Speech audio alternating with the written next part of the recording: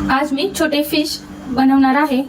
थोडी हळद लावूया, मीठ, ते चोळून घेऊया। अर्धा तास आपण हे बाजूला ठेवणार आहोत। एक अख्खा लसूण घ्यायचा आहे, यामध्ये 1 चमचा 2 चमचे मिरची पावडर टाकली आहे।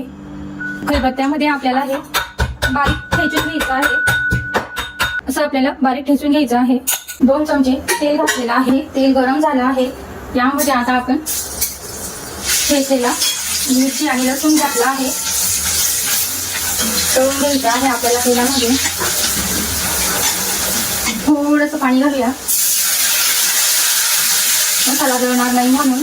तसं तळलं गेलं आहे, फिश सोडूया, परतून घेऊया।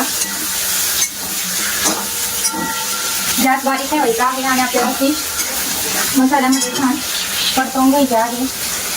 थोडं पाणी घालूया, आपल्याला आमचे रस्सा बनवायचा आहे म्हणून थोडंच पाणी घालायचं आहे।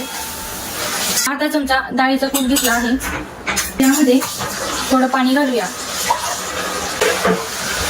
डाळीचं पाणी आपण घालूया, ज्या फुटाण्याच्या डाळ्या असतात त्या आहेत। कोथिंबीर घालूया, चवीनुसार थोडं मीठ घालूया। आपल्याला हे उकळून घ्यायचं आहे। तसं दणकेबाज आपली फिशची भाजी गळून गेलेली आहे। वाव, एकदम मस्त। आता आपण प्लेटमध्ये काढूया, वाढून घ्यायचे आहे।